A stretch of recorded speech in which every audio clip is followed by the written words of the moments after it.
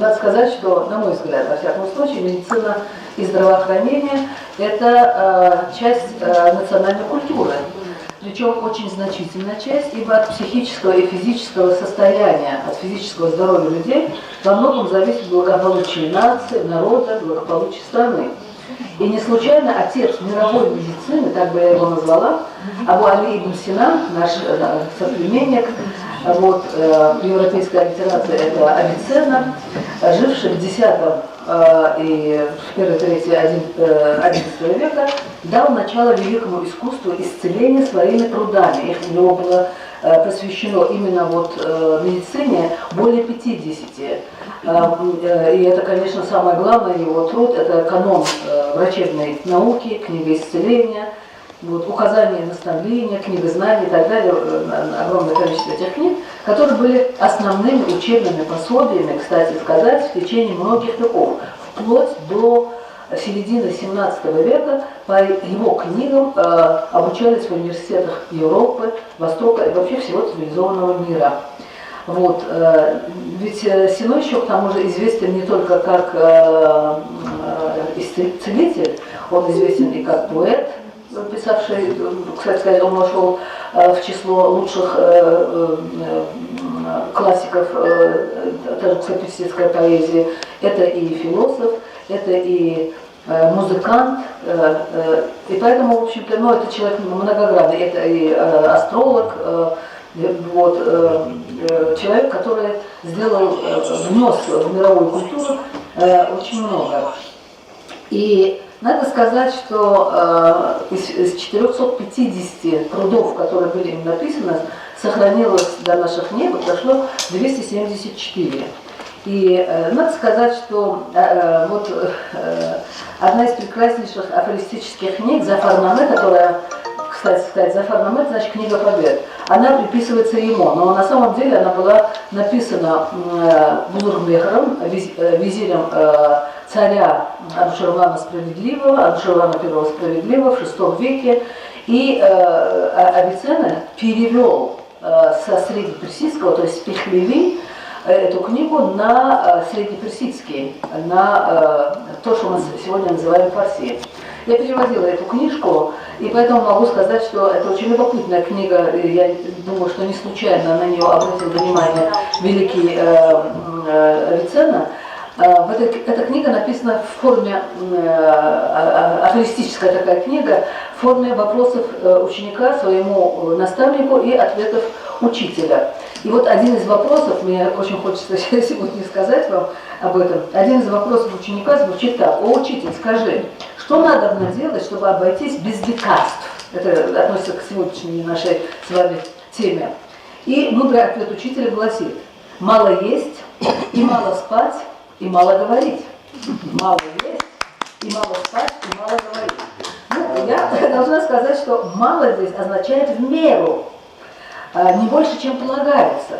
А вот мало говорить и вовсе означает, что излишняя болтливость может на целую голову укоротить тело человека.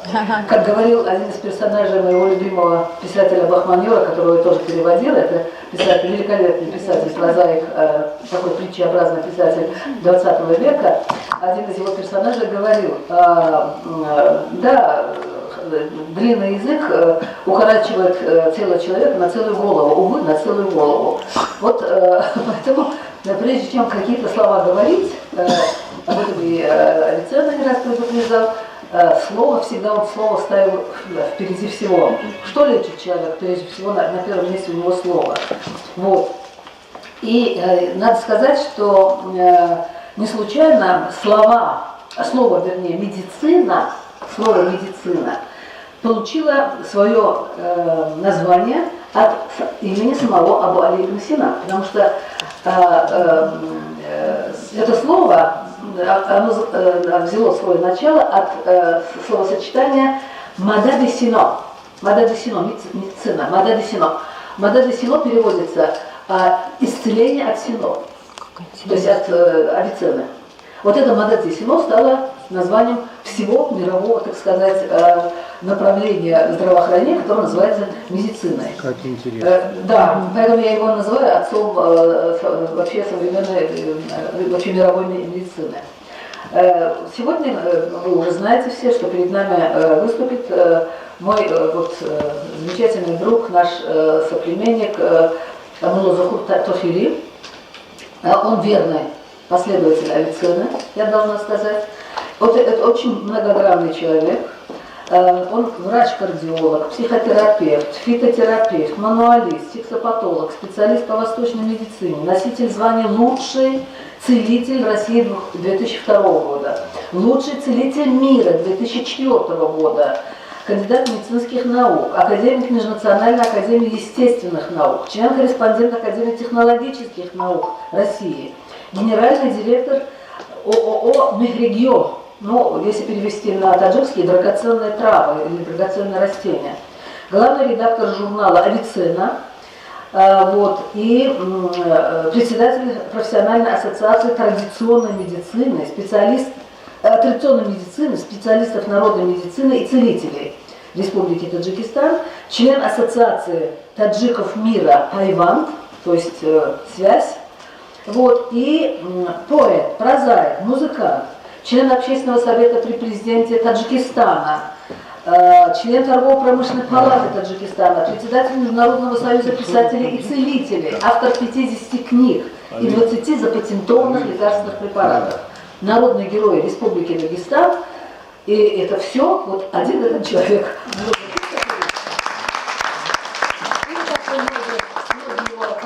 Его назвать доктор Тофили, многие называют доктор Тофили. Я хочу привести, прежде чем я закончу, хочу привести одну цитату из высказывания Авиценны. Он говорит: нет безнадежных больных, есть только безнадежные врачи. Вы понимаете, это было сказано в X веке. Нет безнадежных больных, есть безнадежные врачи. И доктор Тухлери как раз учит, как прожить без болезней. А лекарства он назначает естественное, натуральное, не приносящее вреда человеческому организму. На его счету, кстати сказать, многие сотни людей, которым доктор Тухлери подарил вторую жизнь, счастливую, без болезней, полной радости. И вот давайте мы сегодня с вами послушаем, что он нам посоветует для сохранения нашего с вами здоровья. Ассаламу алейкум, Дустани Азиз. Здравствуйте, дорогие друзья, я вас всех люблю. Я разработал систему. Я в течение 50 лет работал в области медицины и пришел к такому заключению, что надо людей учить быть здоровым, а не лечить. Потому что человек принес инфаркт, инсульт, он полуинвалид, много проблем. Поэтому буквально вот 18-го я на приеме президента был, но мне сказали написать свое предложение, что внедрить мои методики в школах. Именно в школе скамейки надо учить людей, чтобы быть здоровым. Средняя продолжительность жизни человека, много книг пишет, 100, 150, 200 лет. Есть книга «Умершие врачи не лгут», но там пишет 250 лет все.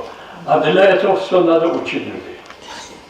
Так, именно, чтобы у вас был тонус, я диагностику ставлю по голосу. Сейчас все будем 3 раза говорить. Ха-ха! 3 раза.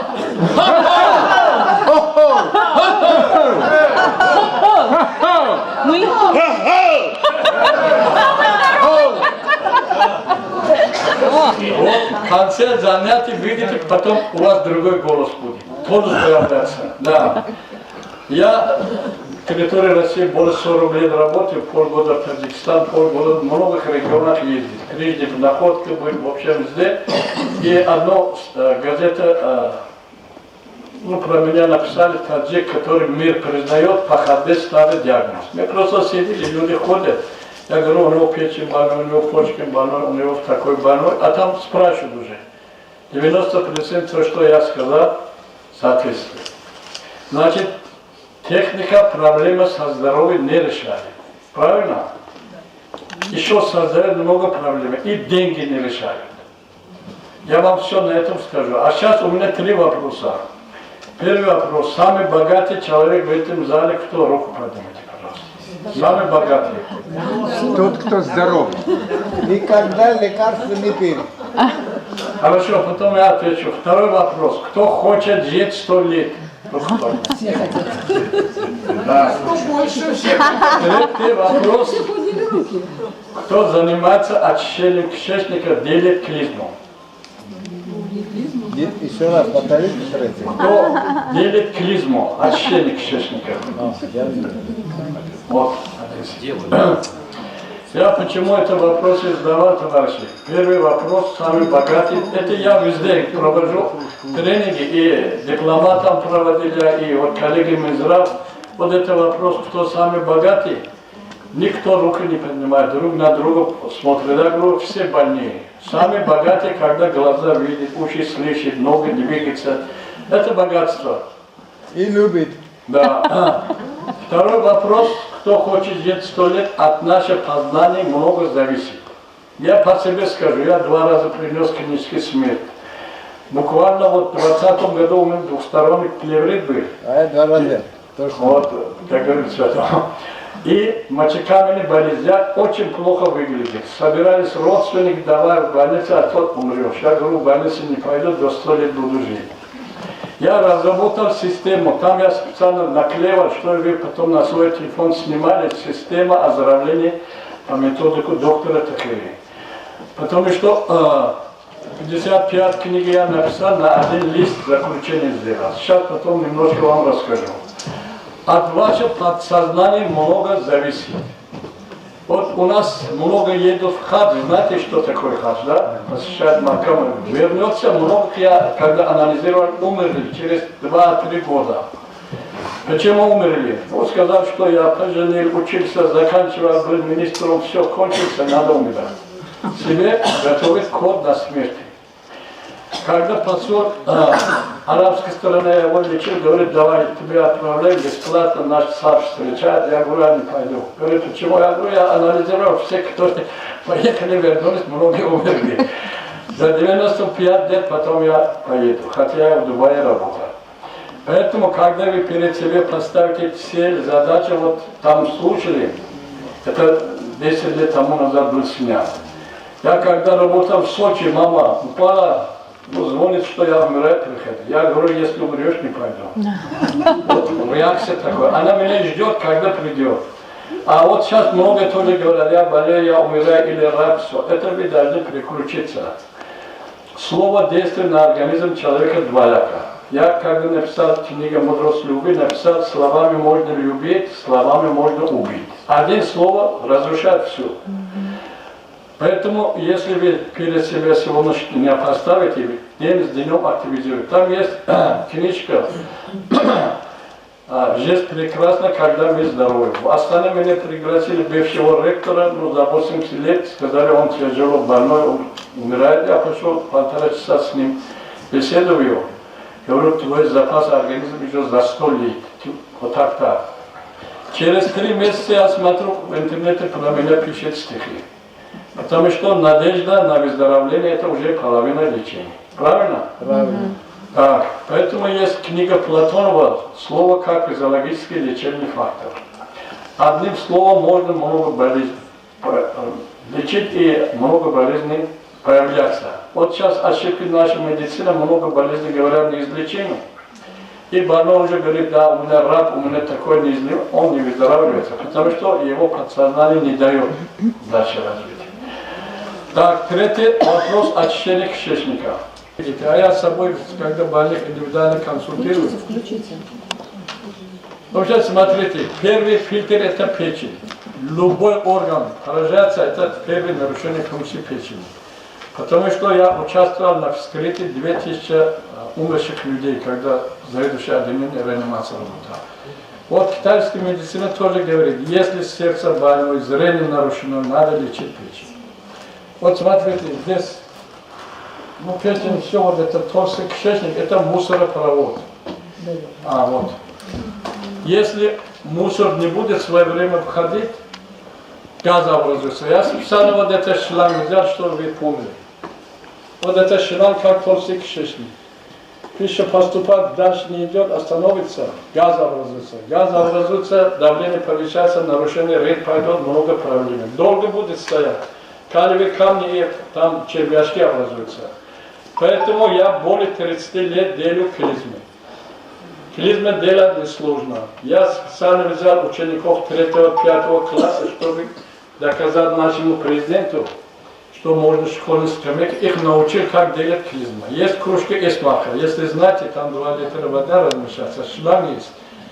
Ну, наверху кипяток, воду поставить, температура тела и шланг на конечнике, вводит задний проход. Вода заходит, 200 мл, потом уходит все. А сейчас более 15 лет на территории России я многих научил, что от крана у вас у каждого дома есть душевой. Открывайте брызгатель. Там маленький отверстие есть шланг. Сядете на угол ванны или стоя будете держать задний проход, чтобы 50 сантиметров вода поднимается. Держите, вода заходит, сразу убирайте, газ и кал уходит. Вот так 3-5 раз. У вас сразу много проблем решается, потому что мусор уходит. Простая вещь. Если будете делать, гарантированно вы выздоровеете, долго будете жить. Значит, я когда работал в Дубае в 1994 году, у меня приступ аппендицита. Мы жили в одну квартиру, один брат с Америки, один из Ирана, один из Дубая. Хотели меня отправить на операцию. У меня с собой была книга Майя Гагуляна «Очищение организма». Я говорю, человек государство, я умру, даже иногда зуб удаляешь, человек может умирать. А я вошел 12 часов ночи, один раз шланг вот так держал, все, покрылся холодный лепкий пот, расслабился, все. 2 часа, еще 5 часов под утро уже никакой боли нет. Аппендицит исчез. Если вы научитесь делать, вот я сейчас, например, иногда делаю в течение дня 3-4 раза, когда плохо чувствую. Я сразу чувствую, что у меня газ, сразу давление повышается, поддержал шланг, сразу выше. Еще один пример. Я когда в Сочи работал, на самолет опоздал, новый билет взял. Рядом сидел один генерал, который курировал Сочи, генерал ФСБ.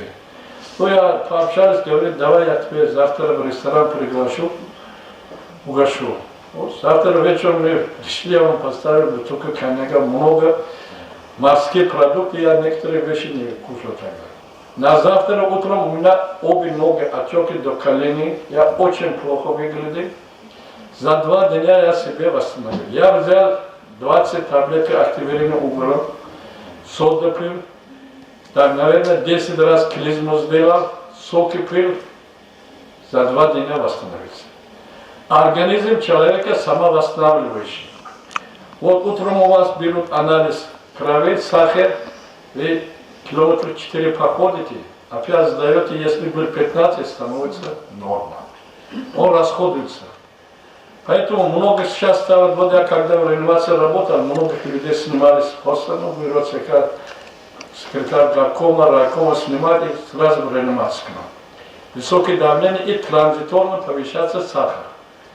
И врачи, которые опыта не имеют, говорят, у вас сахар высокий и диабет. Код ставят, у него появляется и диабет. Потому что это временно.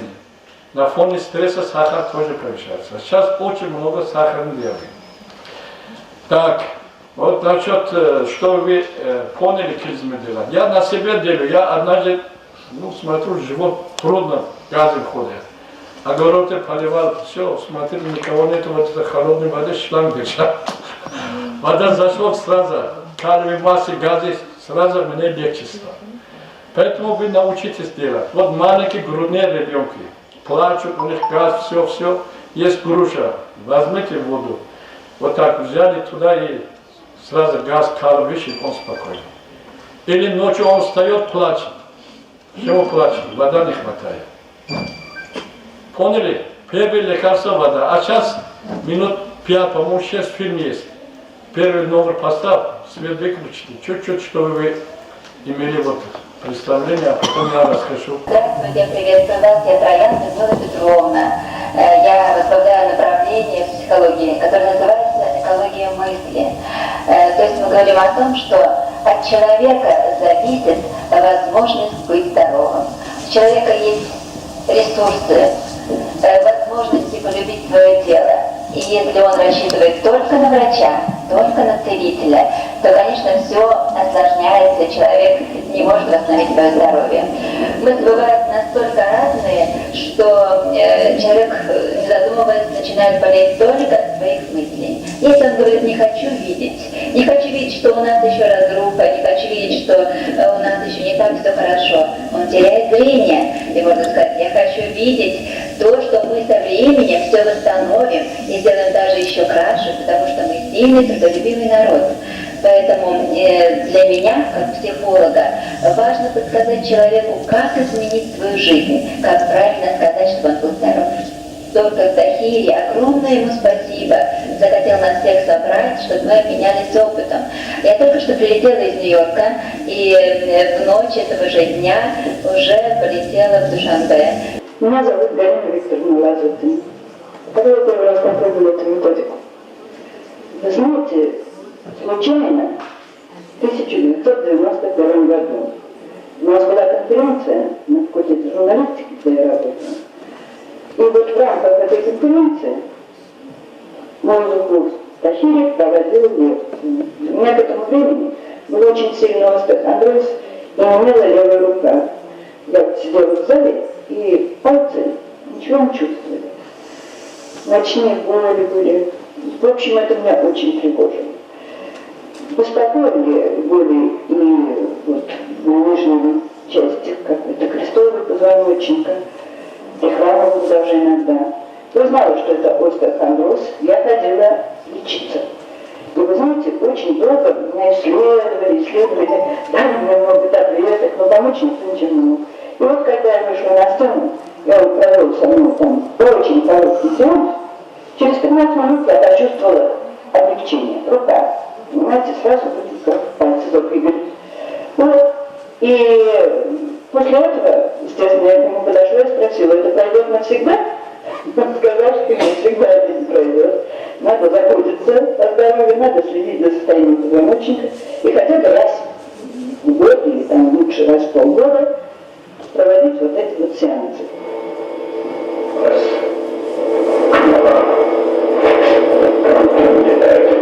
Очень такое хорошо. 3, 4,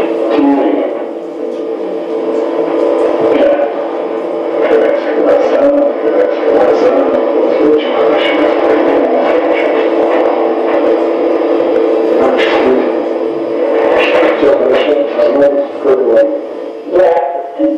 После более 40 лет это фильм, в 91 году я МГУ читал лекцию, она декан, журналистика была, написала книга «Этика журналистики». Я до сих пор связь держу. Сейчас ей поставили кардиостимулятор, сейчас 80 с чем-то лет. Я своих пациентов периодически, когда буду на территории России, звоню, их состояние здоровья спрашиваю.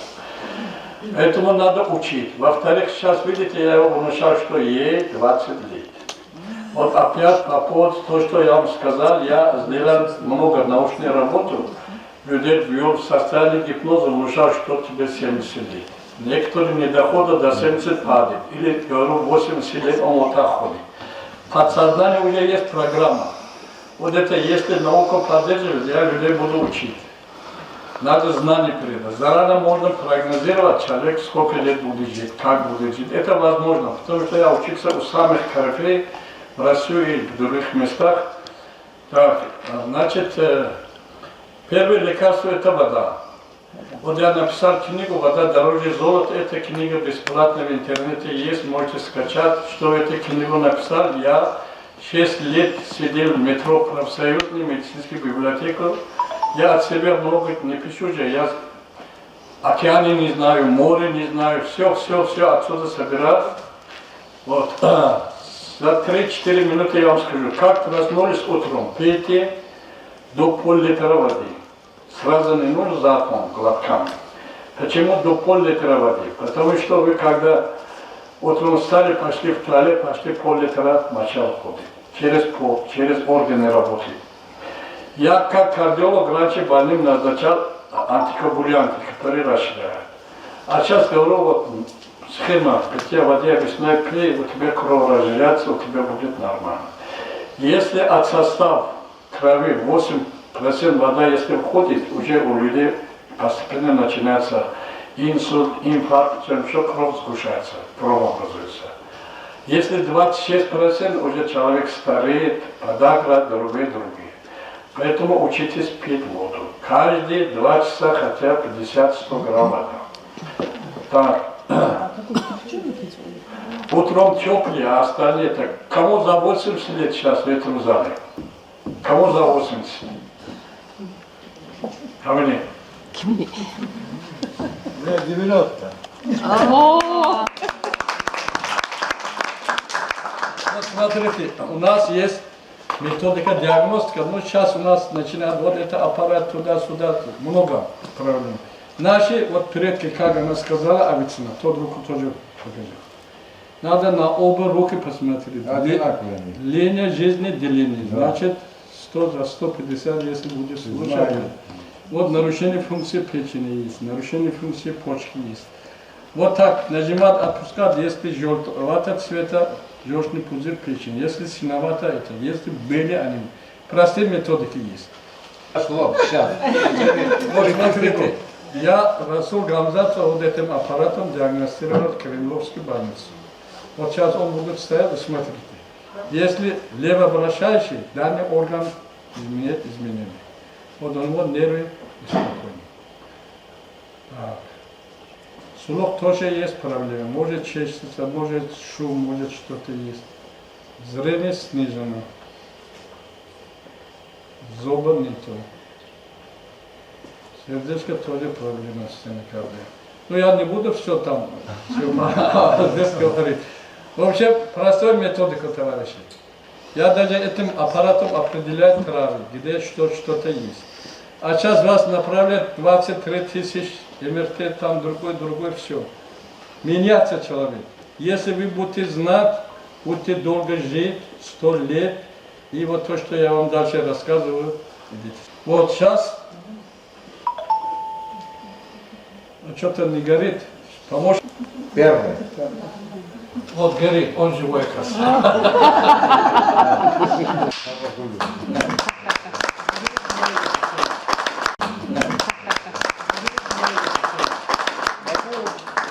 Он еще долго будет жить. Я знаю. Вот эта женщина, которую я сказал, Это я Таджикистан, неправду сказал, что 90. Мне 55.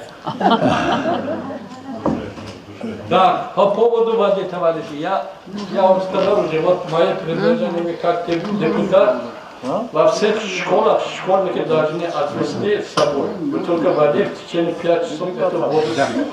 Не будут пить камень, не будет много проблем. Здесь, ну, там вы слушали, я на территории России, вот многих больных консультирую, многих других. По школам, если профилактически, в многих школах мы ходили, в школах много детей с зубами, анемия, глисты. Если профилактически в течение даем, эти дети будут здоровы, нация будет здорова. А это люди не обращают на это внимания. Только скажут, деньги есть, деньги нет. Вот слушали, я когда Рамазан Абдулатович написал, что хочу внедрить, но он написал по министерству.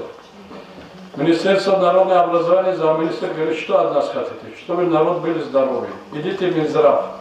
Я говорю, в Минздрав больными работает, а здоровый начинается с школьной скамьи. Просветительство. Да, вот будущее медицины это профилактически. Вы насчет воды поняли, да? Вот постоянно, ночью встали, в туалет пошли, переходите, обязательно пейте воду. Он разбавляет, дает энергию превращаться. По воде не буду дальше говорить, мою книжку будете скачать, пить. Так, второй дыхательный. Ну, сейчас все встают из места, будем заниматься дыхательной гимнастикой.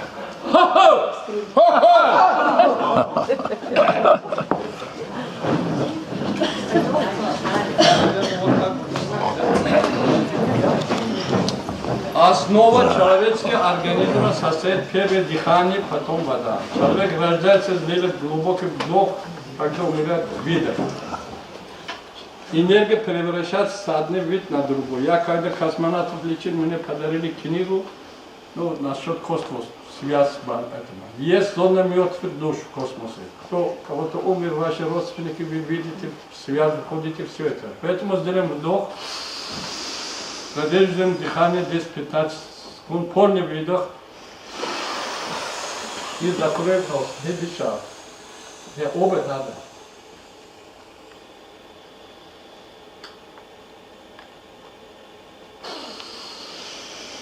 Надо по 10 раз, ну я с вами по 2 раза сделаю. Кто может задерживать 1 минут, тест есть, его сердце здоровье. Вдох. Выдох.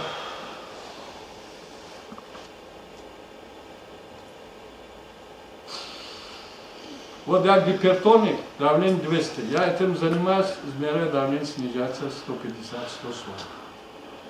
Сахар снижается, если будете заниматься. Боли уходит. Вот сейчас кто-то здесь был, она подошла, я говорю, 5 раз сделала дыхание. Говорит, легче стало. Второй, насос.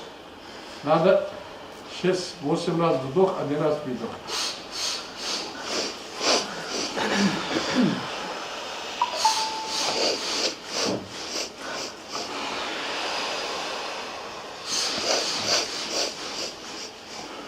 Не видел ваш ушел, да? Надо сказать, основной момент с ним. Один защитил кандидатский, докторский защитил. Не ушли, тогда да, пускай заходит с ним как упражнение. Людей так не показывают. Он что сделал? Вдох, руку поднимет, до усталости держите. До усталости. Полный выдох.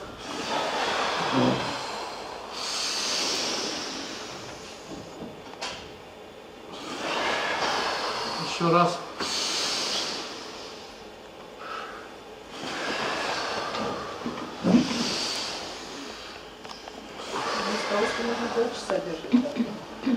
Если дольше, это хорошо. Он взял вот так, группа сейчас где-то 60 человек, до сеанса, после сеанса измерял давление нормально. И стал доктором науки. Поняли, да? Следующий. Вдох. Выдох.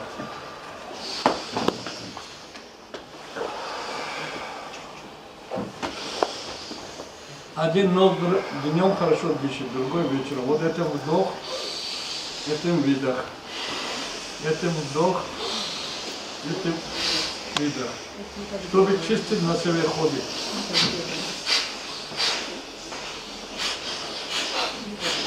Нет, одну. Вот так держите и...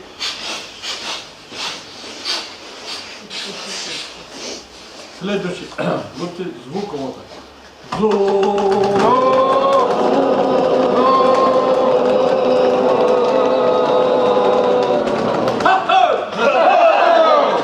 вас уже Энергия пошла. Спасибо. Это надо в школах делать детям. Каждую перемену. Вот, смотрите. В Китае делают. Они делают динамическую гимнастику, не сидят. А эти сидят. Нет, надо учить. Я, в общем, сейчас меня везде приглашают.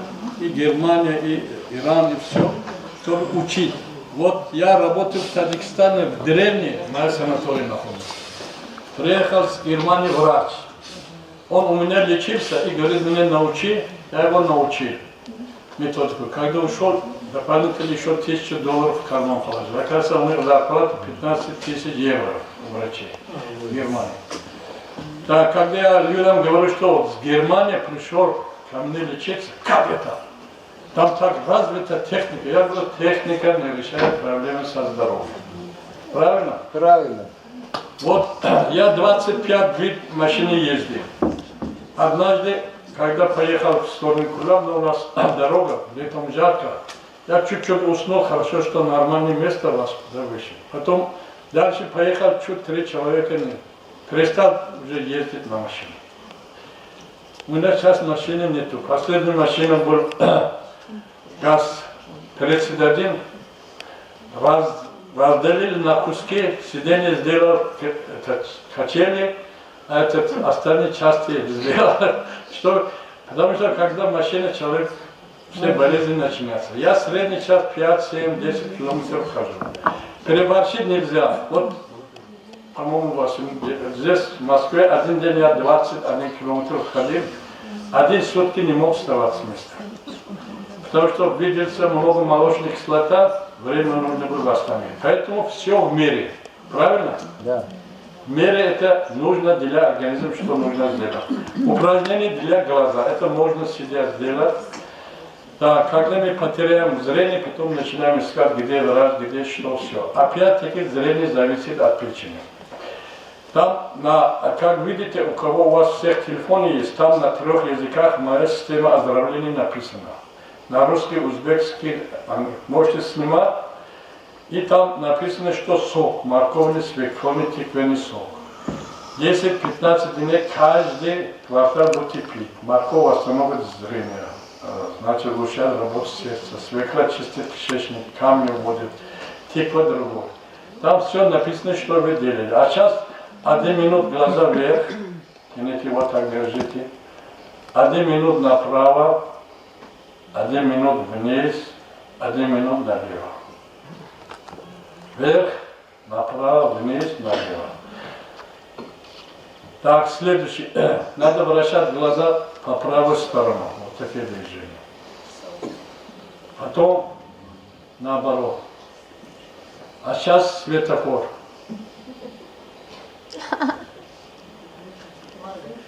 Так, сейчас до 100 раз мигает.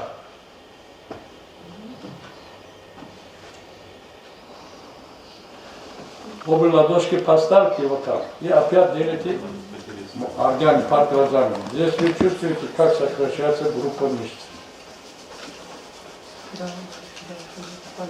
Один руку сюда, спереди, один сзади. Затылочный центр задом. Сильно надавите. 1 минут держите. Сильно? Да, да. Перед глазами сейчас увидите черный, какие-то листья летают, что-то вот у меня там. Важно, где мышцы справляться. И второй.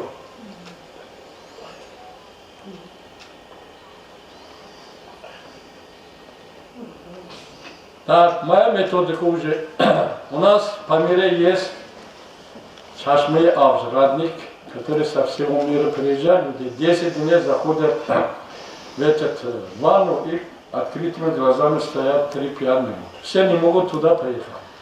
Уже в течение более 10 лет я и в школах, в вузах, сейчас моя программа поддержал наше правительство. Буквально где-то в сентябре я был в Памире, 10 дней там провел, 10 дней хаджанты по школам, организациям, людей учил. И возьмете воду, вот так открытыми глазами будете держать 1-3 минуты. Потому что сухость, нехватка воды, много проблем с глаз появляется. Сырую воду, да? Сырую воду. Под краном. Можете взять вечером дома маленький тазик, открытыми глазами держать. Сейчас все около компьютера, телевизора, сейчас не думают, завтра потеряют. Каждые 2 часа надо держать. Если дерево вода не поступает, высохнет. И у человека тоже так. От сухости много болезней начинается. Так, раньше, если головные боли смочили полотенце, держали, головные боли проходят. Клетки получают воду. Когда не хватает, боли появляются. Воздух и вода. Так, подвал, это есть вопросы по воде и по дыханию? А глаза прям в воду опускать надо, открыть? Да. Не, если бы, вот сейчас я пошел туда, в туалете, да, я взял просто держал. Понятно. Вода заходит, лучше я стану видеть. Понятно. Раньше были рюмочки для полоскания. Можно вопрос? Вопрос Да, можно? давайте. Я каждому, вот по моей программе, потом задаю вопрос, ответы. У нас по программе в дальнейшем еще йога немножко, мантры йога я вам покажу. Потом смехотерапия, танцевальная терапия. И так, ну по травам буду говорить. А в конце, если хотите, аутогенная тренировка, 10 минут будете спать. Время есть? Для вас, да. Нас не меняют, мы поздно начали, я не в 3 часа. Так. А можно? Так, сейчас, давайте ваши. У меня вот такой вопрос. Значит, вы слышали о методе Друзьяка? Нет. Там вот, где по содержанию кальция определяется вот качество воды. Нет, я это не знаю, потому что все знания человек не знает. Да. Не всегда. Методику Вот, решали. она сейчас задала вопрос насчет магния сульфат. В моей системе есть 1 раз в неделю 30-40 грамм магния сульфат. Разводите на литр воды, будете пить, он хорошо но у вас понос открывается, и желчный пузырь и печень чистится. Вот многие люди используют эту вещь. Вот ваш вопрос. Там надо фотографировать. Она же говорит, Сульфат калия еще. Пожалуйста. Не знаю, по теме это или нет, как вы относитесь к дюбажу? Есть такой метод очищения печени. Ну, вот она уже это то же ответила. самое, да? Вот Это магния сульфат это как раз дюбаж, да? Она знает, один раз в Шате, сейчас около 90 лет. Ну, мы всех почетные, мы ходили вместе в бане, все. Он до сих пор больше 50 лет, когда я один раз консультировал, это магний употребляет. Когда был у нас звание, он и нашел ко мне, говорит, у тебя, наверное, дома есть. Когда, печень, периодически будете чистить, желчный пузырь, все много ваших проблем решаются. У кого есть вопрос еще? Как часто делать это? Пожалуйста. Раз в неделю магний сульфат. Так, у вас телефон есть? Как часто? Телефон. Видите, там специально я там готовил, чтобы вы все снимали. Я здесь не могу много бумажку принести. Сейчас. Там написано, один раз в неделю. У меня по системе ежедневно, еженедельно, ежемесячно, каждый квартал. Поняли? Вот по такой системе. Я много на территории России, которые люди авторитетные, меня иногда приглашают домой. Как заходишь в кухню висит, они для себя сделали. Каждый день видит для своего здоровья, что делать. Заработался рефлекс, он уже будет делать. Вот, например, я выпускаю замч, это каменное масло, 65 макромикроэлемент имеется. Здесь, кто меня знает, 2 таблетки каждый день употребляю. Там золото, калий, кальций, магний, все препараты есть. А у вас, когда не хватает, потом туда ходите, сюда ходите. Надо комбинированно вот это вещи сделать. Сейчас, пожалуйста. Как вы относитесь, Иван Павлович Неумывакин рекомендует содовый раствор? Вот ваше отношение. Гашеная сода. Спасибо. Там газеты не смотрели, я с Неумывакиным дружил, домой ходил. Мы долго спорили иногда, все. Он правильно все. Я лично вот соду периодически принимаю по моей рекомендации. Каждый квартал 21 дней чайная ложка соду на 200 мл утром вечером будете пить. Я когда в реанимацию работал, без сознания в больницу доставили, мы определили КШИ, кислотно-щелочное равновесие, анализ. И ставили капельницу соду, бикарбонат натрия. Через 2-3 часа приходит в сознание. Кашель убирает сода. Один итальянский врач написал, что я онкологический больник лечу только соду. Клизмы делит, ванна делит, там по соду много есть. Много сейчас прошло есть. Поэтому на умывакину я от него тоже много кое-что научился. И перекс водород. По перексам тоже расскажу, да, 2 слова. Вот перекс водород раньше люди не употребляют, только наружно. Я когда дружил, долго я член много советов по народной медицине, и на умывакину мне сказали, я даже как внутривенно делаю, это делаю. Я в Таджикистан приехал, напишу, больным надо пить по 10-20 капель, а аптекарь говорит, это врач дурак, что ли? Нельзя, там написано наружно. А сейчас уже поняли, некоторым такой схема есть, капель до 40 и обратно. Я просто сделал 10 капель, добавляешь, он от себя вырабатывает атомарный кислород. Много ваших проблем, простой 1-2 капелька решается ваши проблемы. Вот я, например, сейчас на себе вот перекс водорода это делаю работу. У меня боли, я просто растираю, боли проходит. Никто это еще не знает. Боли снимает хорошо, отеки снимает. Потому что кислород поступает через кожу, там восстановятся местные вещи. Это еще открытие, которые на себе я делаю вот эти вещи. Так, пожалуйста. У меня вот какой вопрос, доктор. Сейчас большое внимание уделяется лечению онкологических болезней. Но есть не менее серьезная вещь, это кисты. Кисты сейчас у очень многих людей появились, на почках, на других органах. Есть ли у вас какие-то методы борьбы с кистами? Вот это вот вопрос, который меня давно интересует. Так, я один секрет скажу, сейчас я номинал на получение Нобелевской премии. Я разработал в эфиру, там есть замч. Немножко, нет, там другой там. Замч. Это принеси, пожалуйста. Скажи этому. Это каменное масло. Да, это каменное масло, но разные отличаются. Я его сделал анализ, я сейчас если что вам дам, спектральный анализ. 65 макро-микроэлементов в России. Да, вот это замч убирает киста. Киста забирается вода, сушит его. Да, потом замч очень хорошо при ядре, геморрой, кровотечении.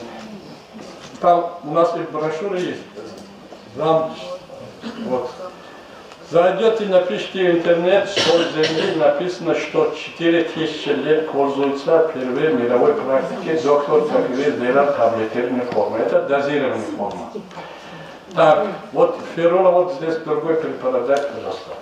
Вот этот препаратом я более 15 лет работаю на территории России, делал научную работу с онкологами. И более 3000 больных, которые имели разные онкологические заболевания, сочетание еще давали кардиосепс, еще там, еще другое дополнительно. Много выздоровелись. Ферула обладает антиопухолевыми, антипаразитарными, антиэпилептическими, омоложающими свойствами. Когда был COVID, у меня все закупили, я буквально на днях немножко начал выпускать. Если кто-то среди вас есть бизнесмены, хотят вкладывать, выпускать, деньги зарабатывать, пожалуйста. Мне большие деньги не нужно. А сколько? А? Сколько? Сколько хотя бы количество рублей, говорят?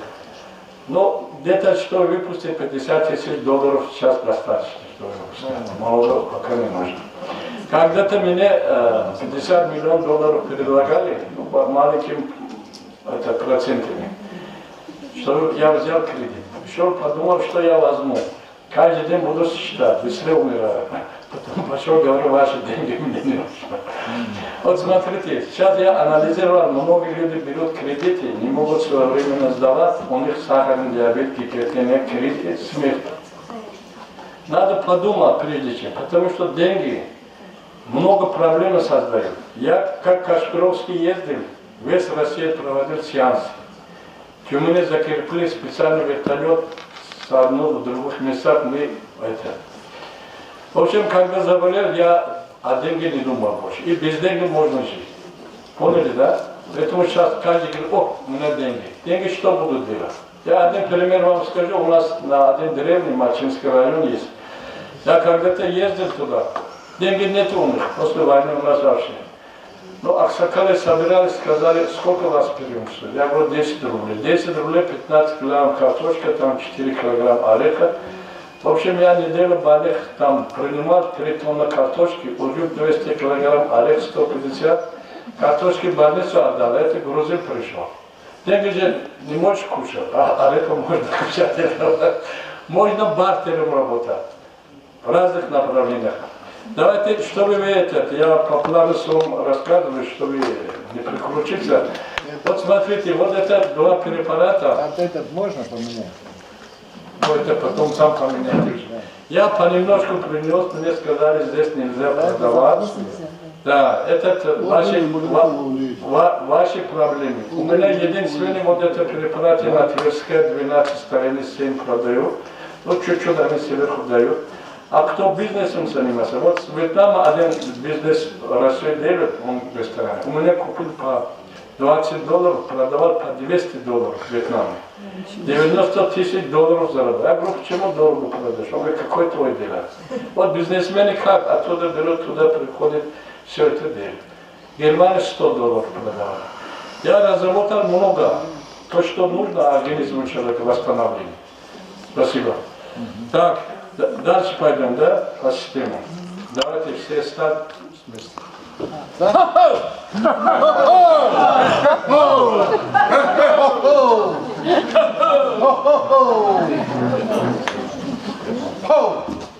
Вот смотрите, у человека есть 7 чакр. Вот здесь, горловая, над грудью, над животом.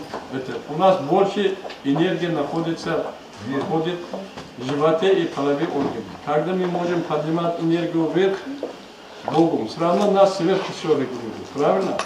Связь. Вы становитесь, у нас называется суфи. Вы можете себя регулировать, не каждый вещь покушать или что-то делать, зависть, все с этим. Я трижды учился в Индии. Вообще я $200 000 расходовал на учебу, по всем странам ездить, научиться. А так, без знания ничего не можете делать. Слово «ом». Мантра бессмертия называется в Индии вот так.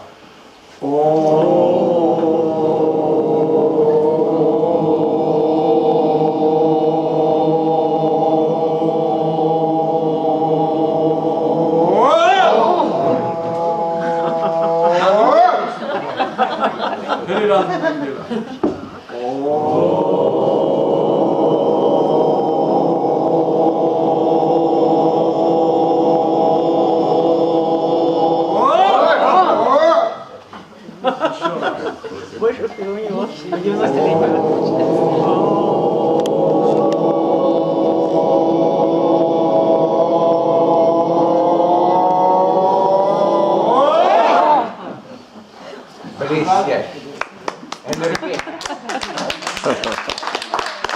Блестяще. Арахам.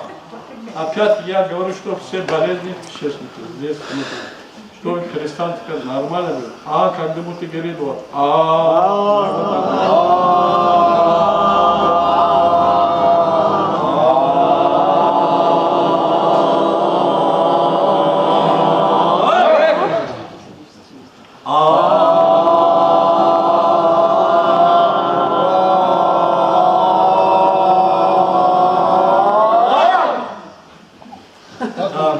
Арагам? Арахам. Ахам. А что оно переводится? Ну, он не переводится. Это мантра индийский. То, что мне научили, я вас учу. Что вот это все. Следующее слово лам. У кого геморрой, простатит, проблема малом тазу. Вот надо лам.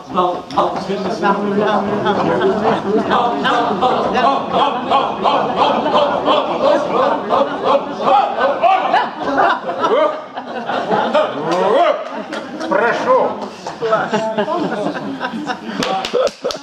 Следующее упражнение, у кого проблемы с почками, звук У, одним тембром.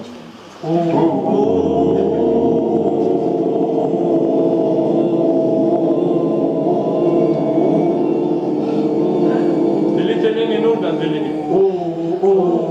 При каждом уговорении выбираться почки.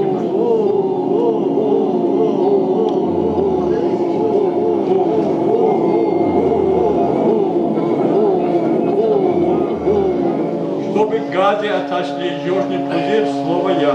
Животом будет работало. Я.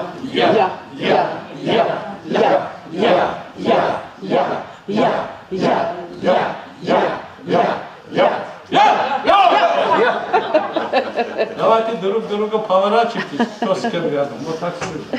И вдвоем. Поворачивайтесь, кались, и говорите слово. Куда? Вы стойте. Да, вдвоем. Вот будете бить так. Мне не надо. Молодец, бей.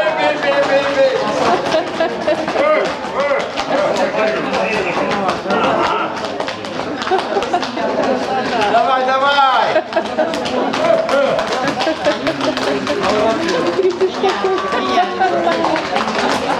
Маленькая, поднимите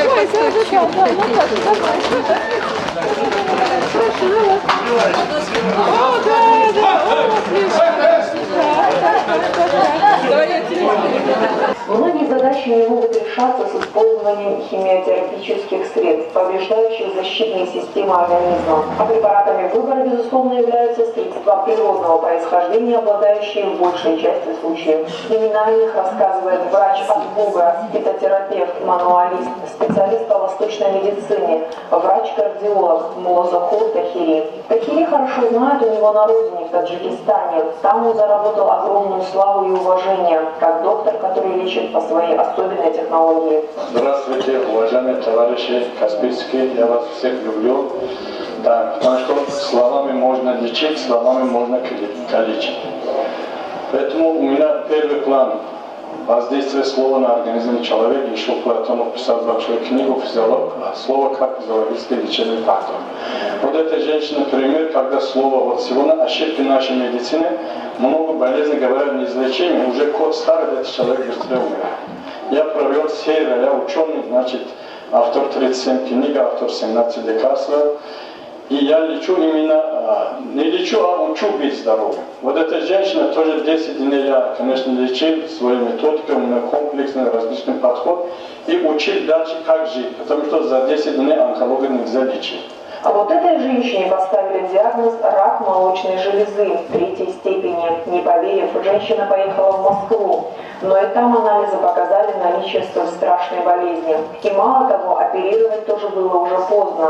Семья больной собралась продавать все – квартиру, частный дом, машину, дабы спасти мать от рук неизлечимой болезни. Продажа шла очень медленно, а времени становилось все меньше и меньше. Как оказалось, по воле Всевышнего ей было суждено встретиться с народным целителем Муллахором Тахири. И всего 10-дневный начальный курс его лечения уже значительно сказался на здоровье женщины. Сколько и как я там пробыла, потом чуть-чуть неделю прошло, у меня сознание первый раз увеличило сознание. Я стала спокойнее. Я знала, что мне что суждено, все равно будет. Вот это улучшение, вот это встретить меня бывало. Там ничего сложного нету, просто вот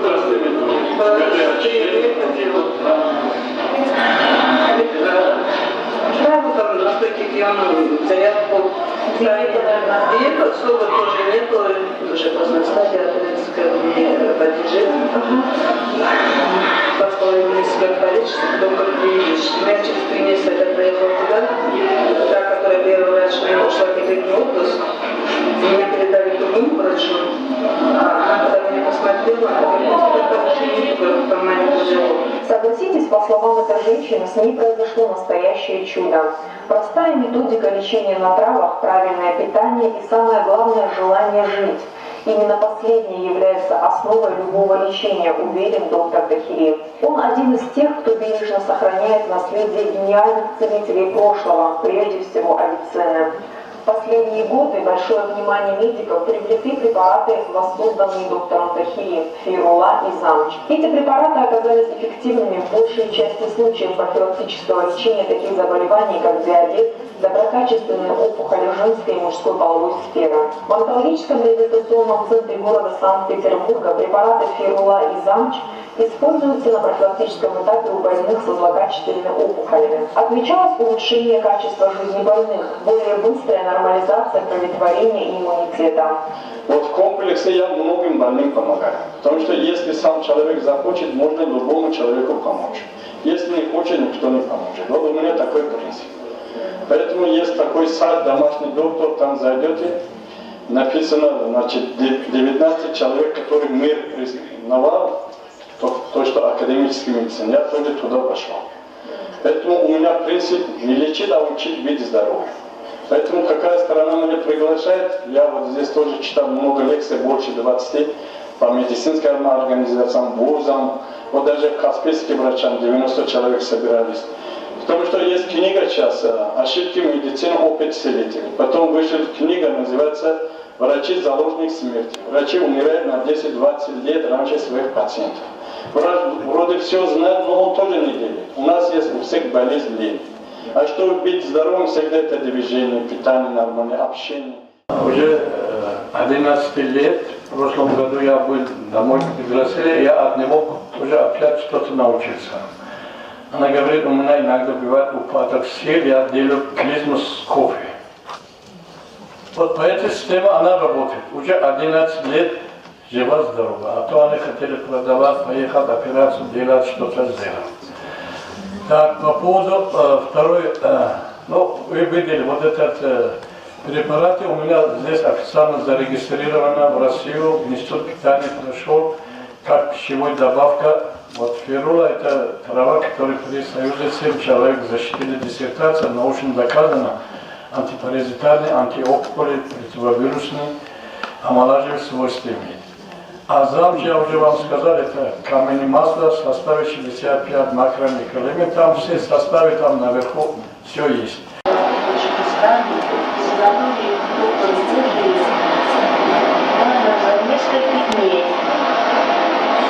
Несколько дней совершенно другое состояние. Невероятная красота природы, горный воздух, водопады, ручьи, чистейшая вода, которую можно спать, глаза, в которых можно купаться, удивительные растения, очень много вокруг бойника, клевера, мина, кровохлебки. Есть растения, которые находятся в Красной книге, такие как ятвишник. Для фитотерапевта здесь просто рай. Можно собирать боярышник, ляпы, листья вишни, шиповник. Здесь очень-очень богатая природа, и все есть для здоровья человека. Хочется здесь быть все время. Приглашаю всех приехать, любоваться на вдохновение красоту Таджикским миром и дышать мирным воздухом. И стать поможет на эти Вот по поводу санатория. У меня санаторий работает сезонно. 21 марта у нас Навруз, день и ночь одинаковый. Расцветает все дерева. Там очень красота и запах, ароматотерапия, природное происхождение. Много травы, все вот это восстанавливается организм. Потому что сейчас много людей задавали вопрос. Вот эта женщина, она сама врач-инфекционист, привела просто как сопровождать 85 лет в Санкт-Петербурге женщина, его муж, герой Советского Союза, она пришла с семьей немножко. Я говорю, муж давно умрет, нет проблем, будет здесь. Но они 2 часа подошли, сказали, нам хорошо. Я им кое-что рекомендовал. И они восстановили свое здоровье. Первое, что это воздух, вода, движение. Там родник есть очень хорошо, как трусковецкий лечит почки в этом плане. А сейчас я немножко буду, если есть вопросы, буду отвечать, если нет, буду про травам говорить сейчас. О травах. Как вы относитесь к такому... Сейчас очень модно употреблять витамин D3. Его прописывают абсолютно всем. Вот. Есть такие представления, что он якобы может предотвращать рак или наоборот способствовать ему. Короче, вот что вы думаете по поводу постоянного употребления? Все в мире это полезно. Даже от инъекции витамина D человек умер. Когда переборщит, все в норме весят. Я просто вам скажу, в России, вот, например, я когда здесь чаи поставлял, у нас на общество фитотерапевтов, сказали, чем отличаются таджикские травы от российских. Я говорю, во-первых, у вас постоянно нехватка солнечной энергии, во-вторых, дождики много смывают микроэлементы, а у нас эффект у нас больше. Тогда чаи здесь продавали по 10 рублей российские, мою по 150. Эффект очень хороший. Вот вы берете огурцы или помидоры, с этой земли, с другой земли, все равно от состава земли много зависит. Я написал много книг, научить сохранить здоровье, лечиться песком. Вот, например, одна женщина, бедно живет, все лекарства находятся на природе.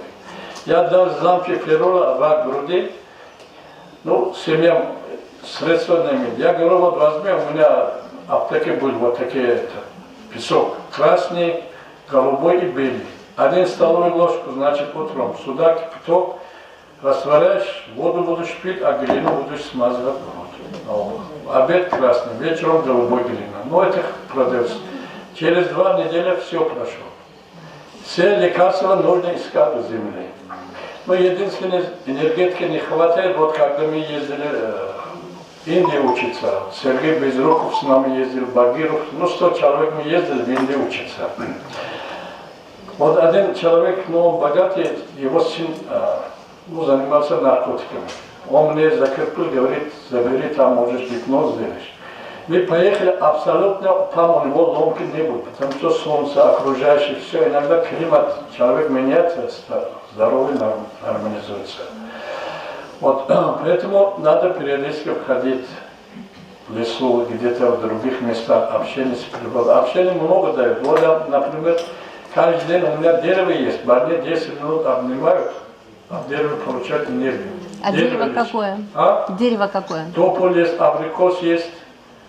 Там много-много. Когда придете, посмотрите. Недорого. Сейчас все равно будете задавать вопрос.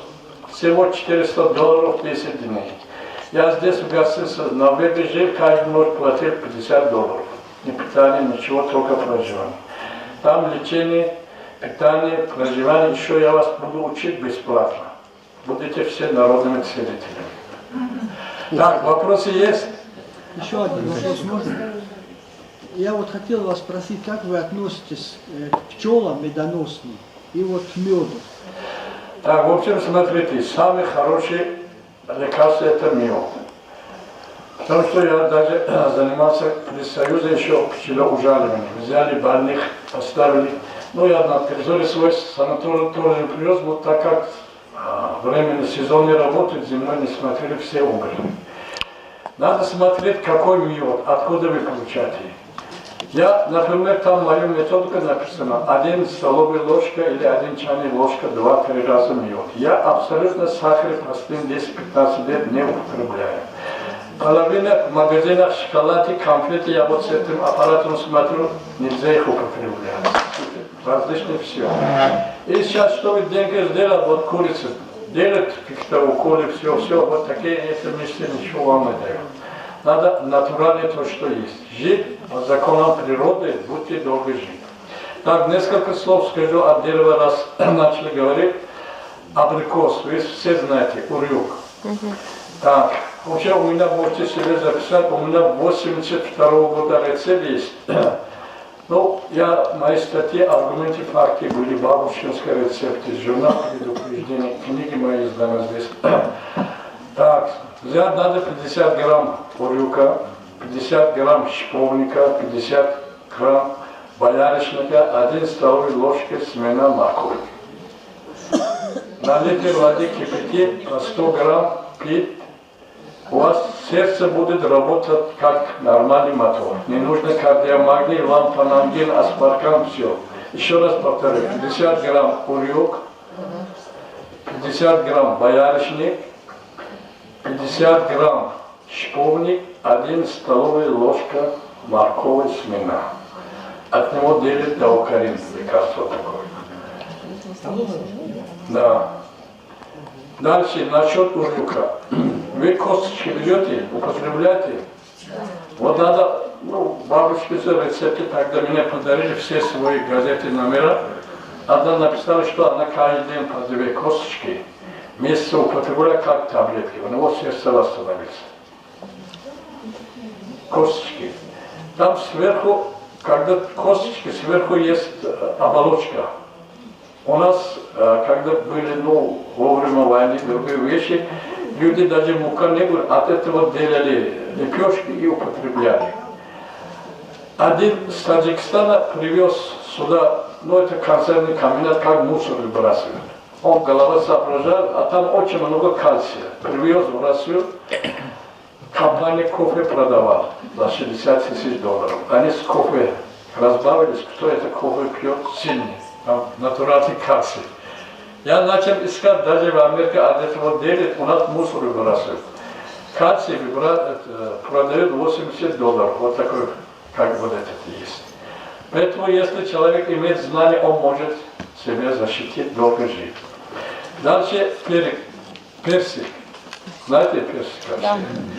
Вот когда-то мне заказали с Таджикистана привезти лист персиковый, здесь выпускают алексин, если кто-то принимал. Так, был больной, его звали Олег, он заболел рак, один народный целитель от него делал отвар, дал, он выздоровился. И сейчас алексин продают. Здесь в аптеках повышает иммунитет. Лист, персиковый лист. Персиковый лист так и называется, да? Не, алексин называется. Препарат алексин, да. Но раньше продавались по 500 рублей, я не знаю, это лет 10 назад знакомо. Так, ореховый лист. Вот, например, я чай делаю из лист персика и ореха, как глистогон. Очень хорошо выводит. Какого ореха? Грецкий орех, у нас только грецкий орех есть.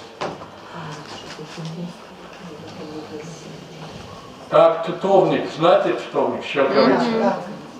Вот у нас в Таджикистане один, я его Мичурин назвал, он сделал пересадку, именно хлопок взял с тутовником, соединил на дерево тутовника выше хлопок. Скрещивал.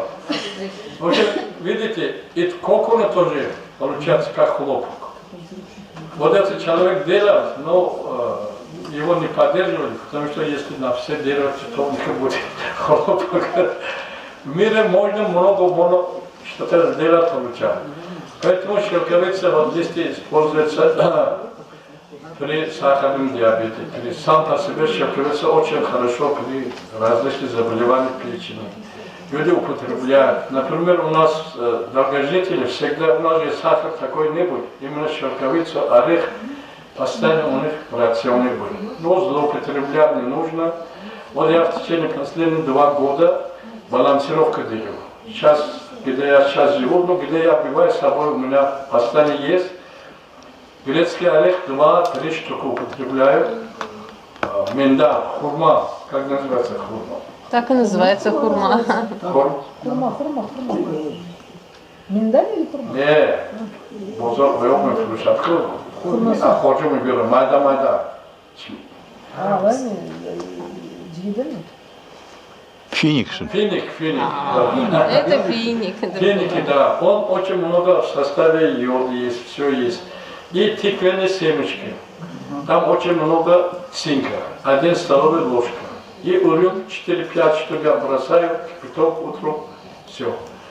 Когда вы научитесь балансировка питания, все ваши проблемы решатся. Вы не будете ходить, не дайте лекарства туда-сюда. Поэтому надо людей учить, чтобы они долго жили, не болели. Как вы относитесь к овсу? Сказали вы рецепт. И боярышника, 50 грамм шиповника, семена моркови. А чем вы? Водой? Кипятком. Литр воды добавляйте, будете кипятить, будет компот. Поняли? А к овсяной каше как вы относитесь? К геркулесу? Хорошо отношусь. Дальше, давайте смотрите. Вот у вас у многих проблем с носовым ходом. Я свой практик вам расскажу.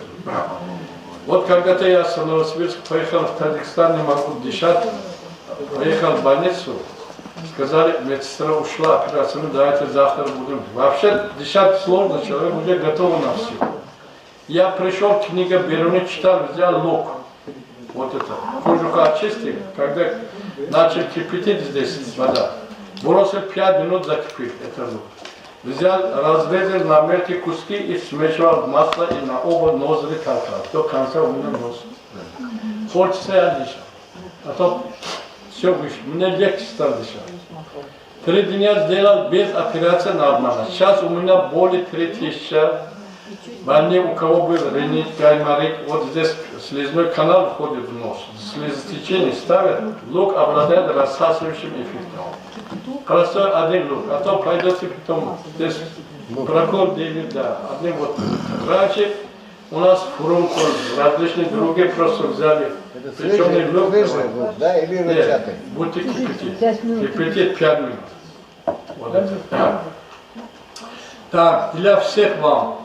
Вот то, что я себе делаю, чтобы вы сами тоже поняли из моей практики. Я не буду жену ждать, детей ждать, что они меня придут. Вы должны сами, вот хотите 100 лет жить, вы сами должны двигать, сами себе готовить. Возьмете 1 столовый большой ложку льон. Сюда сверху кипяток оставите, до утра он как кисель будет. Будете пить с льоном. Он хорошо чистит почки и суставы проходят боль. Вот сейчас мне некоторые здесь задавали вопрос, но только не 1-2 дня. 1 месяц надо употреблять. Я сейчас выпускаю кашу для вашего деньги, надо куда вложить. Значит, в составе этой каши имеется льон, отруби пшеничные и мука кукурузная. Вот много больниц, псориазм, все, я говорю, ничего не кушай. Вот 10 дней вода пей, вот эта каша. Приходит, кожа чистее уже. От нашей пищи много зависит. Надо внедрить, если мы любим свой народ. Не надо деньгам, все равно деньги, я вам сказал, для 100 миллионов мои деньги. И на прах все это ушли. Когда заболеешь, ни жена не нужна будет, ни деньги не нужно будет, только о себе будешь думать, как дожить до этого. Так, значит, и укроп, семена укроп. А У можно вас еще? вы у себя всегда держитесь. Тоже столовая ложка, туда он, как начинает пить, живот уходит, газы уходит. Вот маленьким детям укроп не вода дают. И у меня много друзей вот такими животами ходят. Я говорю, месяц попьешь, потом придешь. Потом договоримся. А приходит, говорит, все хорошо. Ресторан, я говорю, ресторан не пойду. Потому что я часто говорю, меня везде приглашают. Когда пойдешь, много кушать, правильно? Это вот это и придешь, заболеешь. Я вам из практики скажу. Вот когда я работал в реанимации, больной поступил, они спорили, он 100 мантий съест. 100 штук, да. Я впервые видел на рентгене желудок, опущение желудка ниже пупка, но у нас должен быть выше пупка, на полове это. У него живот вот такой. Он еле желудок вот такой делает, движение. Но он умер. Поэтому не нужно много кушать. Есть сам Адам, утром есть сам, обед пополам, вечером молоком. Но я в реанимации дежурю, вечером они несут много, я говорю, вечером молчал. Так, ну, примеров очень много, поэтому людей надо учить. Вот это простые, то, что я вам рассказывал, будете делать. Все. И наш сейчас смехотерапия немножко. Смеяться можете? Да. Вот я написал книгу, вот у меня смехотерапия, в книге есть. Смех продлевает жизнь. Все равно вы будете плачать, будете так, лучше будете смеяться, гармония вырабатывается.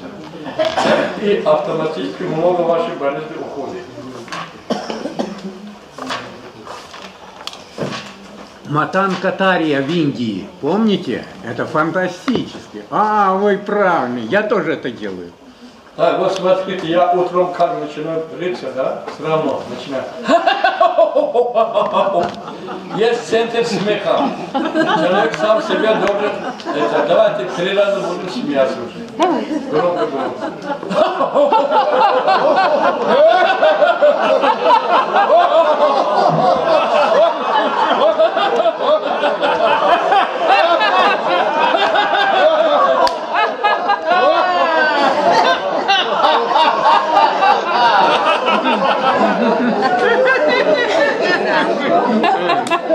А вы знаете, это энергия.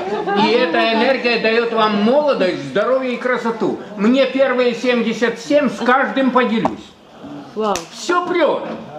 Спасибо Хуршиде за это событие, за то, что у нас Авиценна сегодня через несколько тысяч лет появился. Благодарю. Вот смотрите, я просто когда главврачом работал, одну женщину привели, она плачет, почечная колика. Я его просто гипноз сделал, говорю, сейчас буду считать до 5, буду смеяться. И она ха-ха-ха. Потом говорю, как? Боли есть? Нет. Боль прошел. Центр смеха есть, центр слезы есть, центр эрекции есть. Понимаете, все это? Вот я здесь написал книгу «Сексотерапия». Есть больные, которые только сексом лечатся. У меня практика, я учился везде, в Питере, много разных, ну, патологии различные есть, все есть. Вот привела бабушка своего внука, 9 лет. Он на занятии сидит, занимается анализом. Первый ряд, учительница впереди, у него сперма выплюнулась на его юбке. А его как лечить? Через психику, через сознание. Ясно? Ясно. Все. Так, давайте, если есть вопросы, танцевать будете или нет? Да. Будем. Хорошо. Так, если вопросы есть... Можно вопрос? Да, есть вопрос. У вас первая специальность кардиолог, вам сказали. Вопрос какой? Вы тахикардия, какой метод вы, что вы предлагаете? Смотрите, тахикардия, я много в реанимации работал, практически тахикардия есть, нарушения экстрасистолы есть, различные. Я сейчас вам давал вот дыхательную гимнастику, вот рецепт, который давал. Можно дыхательную гимнастику восстановить. Мы, ну там капельницы ставили, различные препараты. Я почему переключился на психотерапию? После инфаркта много больных, 2 шага 9, я умираю. Страх. Вот поэтому я их ввел в состояние гипноза, внушал. Вот так как монитор, 10 больных мониторы, я их в состоянии гипноза. Потом говорю, вы отдыхайте на берегу моря, все. И давление нормальное, и дыхание. А потом, ну это как наука, сказал, у вас несчастный случай. Вроде человек спит, сразу у него давление, когда вовремя сна много людей умирают. Происходит реакция. Как не спится, вы должны вставать, ходить, двигаться, танцевать, движением заниматься. А если будете сидеть, голова работает, химические реакции, и внезапно остановка дыхания смерти. Поняли, да? Рецепты я вам сказал, дыхательная гимнастика. А просто какой-нибудь метод для предотвращения тахикардии? Вот тахикардия начала, что можно сделать? Дышите. Я же сказал, дыхательная гимнастика, надавливание на глазные яблоки, на точки различные. Я сейчас упражнение, у меня вообще рассчитано время на 1,5 часа, я немножко другой направление с вами разговариваю. Некоторые упражнения физически тоже покажу, что вы занимались, а потом чуть-чуть аутогенная тренировка, что вы сами себе могли успокоить. Давайте встаньте все, некоторые упражнения. Там 100 упражнений есть. Я вам 5-6 упражнений покажу, которые вы должны делать. Вот смотрите, сейчас много здесь мне пришли, поясница, все. Вот руки так держите, и можете 50, можете 100 раз вот такие движения делать.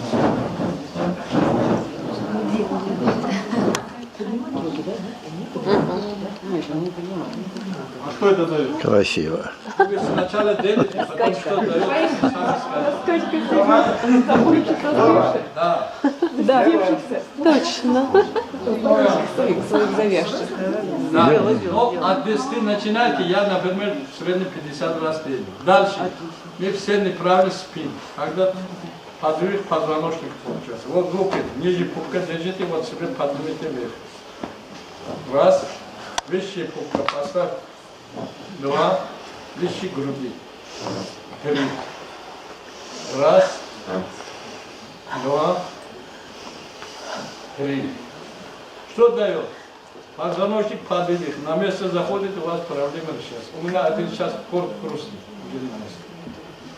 Поняли? У кого? Если больной позвоночник, что помогает? Очень хорошо помогает. Остеохондроз. Все хорошо помогает. Я выпускал крем Каранге, сейчас нет, он тоже будете мазать. Хорошее питание, все. Все равно вы должны даться. Мне никому не нужно. Каждый сам себе, правильно? Да. Так, дальше. Значит, много вы говорите, колени вот так. Держите 10 градусов. Направо. На ширине плеч, да? 10 раз налево. 10 раз вперед, назад.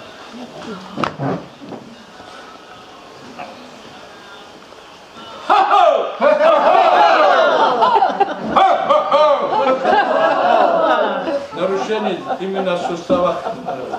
Вот так надо ходить. Как непонятно. Гейша, походка гейша. А, понятно. А, на внешний. Терминацию.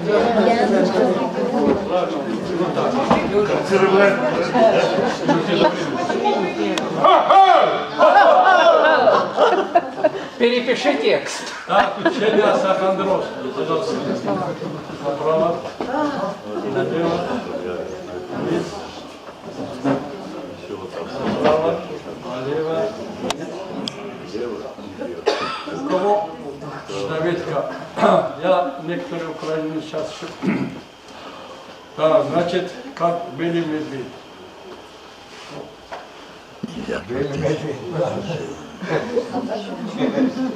Яблочко по тарелочке. Ну, иногда головокружение может остановиться. Так, следующий. Давайте вот так, как расходимся. Вот утром надо сильно вот так делать, чтобы сильно нагреться. И между пальцами. И громко кричать.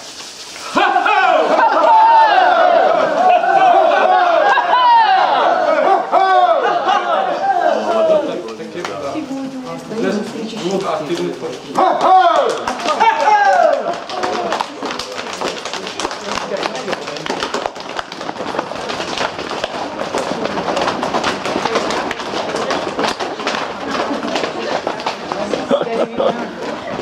самомассаж.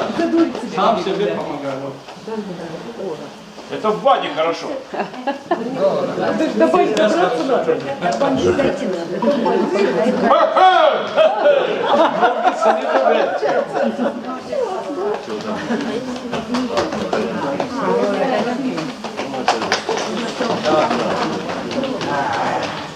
Так, затылок, так лежите, сидите.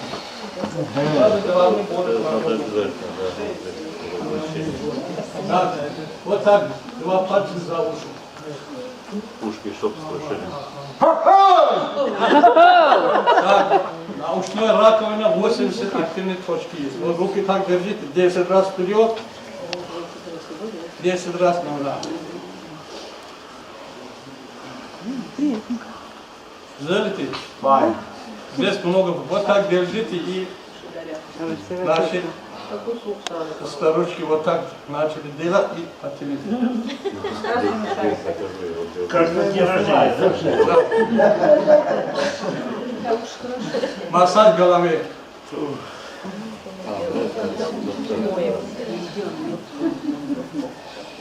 Прическу попортили. 10 раз впереди, назад, ничего. Волосы видите.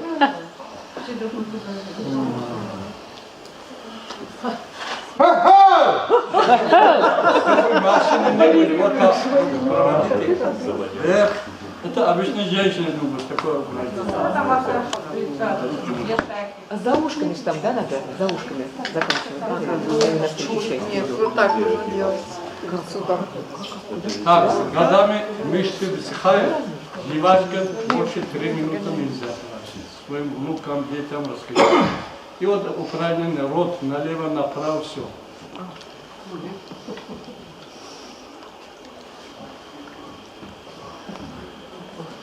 Поворачивайте язык вверх-вниз. У кого лагерный рот, кто-то меня спрашивал. И зов. Надо, как собака воду пьет. Вот. Это у меня дома. Сильно. Здесь сразу идет сокращение всех групп мышц.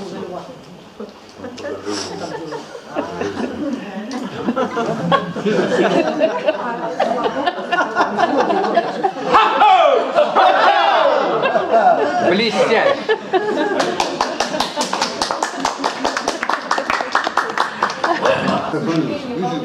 Для укрепления волос что нужно? Что нужно для укрепления? В общем, смотрите, я, например, вот у нас в санатории мы даем первые наши блюда из наших растений. Все. Поэтому сезонно работаем. Там подорожник есть, крапива есть. Для волос есть шампунь с крапивой, да? Вот наши женщины, предки как? Один раз в неделю, 2 раза мыли голову, один раз мылом. Хозяйственный. Один раз кефиром смазывали все это. Но можно, если выпадение, взять лук, в ресторане сделать на месте все. Перцем можно в ресторане сделать. Но здесь много.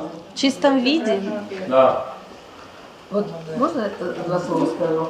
У меня был случай, когда волосы просто стали падать. Вот так, что утром я вставала, подушка вся в волосах. Я знаете, что сделала? Натирала лук на терке и делала маску на голову. Кашицей. Да, прям кашицей, прямо вот всю голову. Надевала самую шапочку. И держала час, там, полчаса, сколько могла. Видите, сколько у меня сейчас волос? Космосом, между прочим, один космонавт, когда она организовала мою вечер, творческий вечер, помните, я сейчас Захар, с космоса, он говорит, перед я в замке в космосе. Это по поводу замка. Да. Мне кажется, можно этому поаплодировать. На самом деле, не каждому человеку передают приветы из космоса. Спасибо. Всем мужчинам, чтобы вырабатывать сперматозоиды, я написал книгу «Лечение бесплодия», ну, сексотерапия бесплодия. Надо здесь свиной жир использоваться, сало. Вот в Таджикистане много сала не пользуется, баранины жир. Берешь килограмм свежий, разрезаешь на куски, ну там что-то сделаешь, каждый утром 25 грамм. Сейчас задавал вопрос, как снизить холестерин. Холестерин нужно организму. Если холестерин нет, то сперма не вырабатывается. Второй. Есть фасоль красный. От него делят лекарство, называется спермоактив. Продается 5000, а фасоль стоит 200 рублей. Возьмете килограмм фасоля, и вот это кусок эти вместе будут принимать активно сперматозоиды, повышать. Варить ее надо или Варить. Так, вопросы? А женское здоровье каким образом и менопаузу отдалить? Вот смотрите, я когда-то институт в Питере был, конгресс по онкологии, так, Семигалазов институт. Я ему задал вопрос, ваши больные занимаются сексом, любовью? Он сразу говорит, вот тема докторских, кто хочет делать. Любовь продлевает жизнь. Он начал говорить, кто скажет, что такое любовь? Гормоны счастья. А? Я скажу так, как я понимаю. Человек сначала должен уважать себя. Да. Должен уважать, иметь чувство уважения вообще. Это великое чувство, которое получается и генетическое, и воспитание. Второе, что человек должен обязательно быть творческий созидатель. Он должен иметь дело с природой. Я в своей жизни построил 2 дома. Один в Ереване, другой в Подмосковье. Оба трехэтажные, крупные. Вот, например, участок, где мой участок, моя дача, там 353 участка. Мой дом номер 1, number 1. Почему? Потому что фундаментально я сделал. Самое главное, кто переходил порог моей территории. Моя территория называется территория свободы и любви. А я их угощаю. Не могу я без угощения никого принимать. И вот так в моей семье так и эта традиция. Потом у нас есть простая такая привычка. Гости, когда приезжают, мой дед говорит, мой дед со стороны матери национальный герой, получил у царя Николая II Георгиевский крест. В общем-то, род такой непростой. Они провожали гостей до последней пороги. До последней пороги. Потому что дом был, потом был территория, а потом самый большой порог. Это не традиция, это для нас привычка. Естественно, скорее всего, это естественное состояние. Все это называется любовь. Значит, выключите там кнопку. В общем, смотрите, когда человек любой природы любит, животных любит, от любви что-то делает, это приятно. Я иногда прихожу, если жена злая, я говорю, она будет кушать, потому что твоя энергия меня вызывает болезнь. Когда повара, другие, плохие настроения, не нужно там заходить и кушать. Это энергетика, энергия передается.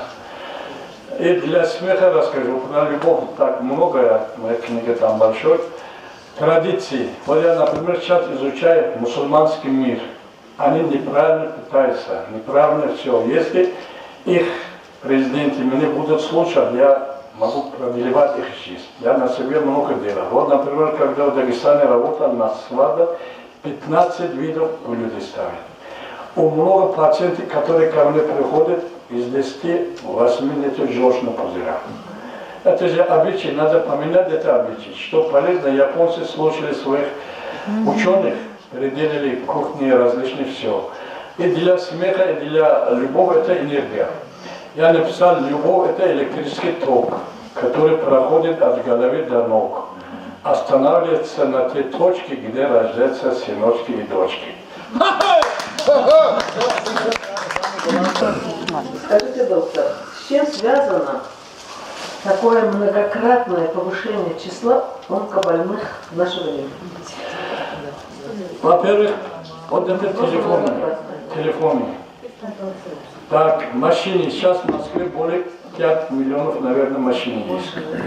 Каждый день все это. Я почему? Город, красивый все это. Но эта красота не поправляет здоровье. Это дома не поправляет здоровье. Я когда приехал в гостиницу «Метрополь», за ночь платил $300 за ночь.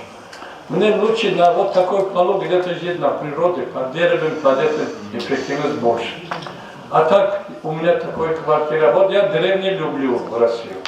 Многих, которые приглашают, простые люди, вот земные люди, и у них баня есть, и все есть, все. А некоторые чуть-чуть имеют деньги, нос кверху. У меня книга есть, 100 болезней, 100 лечения, это болезни взаимоотношений людей, ненависть, плохие информации, различные, все. Это можно воспитать людей к этому. Плохие слова, это все раздражители. Вот онкология, это пищи, много продукций, которые... Поэтому кто приходит, вот по Науму Ивакину сказали, он тоже многим онкологическим рекомендовал, они поехали в лесу 3 месяца, здесь сказали, через месяц умрешь, вот я там написал, в течение суток принимать килограмм фруктов, овощи, это больной, тогда мне сказал, с раком, сказали мне, месяц умрешь, а я уже 15 лет, он живет, ну на конгресс пришел, у нас выступил. Поэтому все то, что на природе есть, надо употреблять.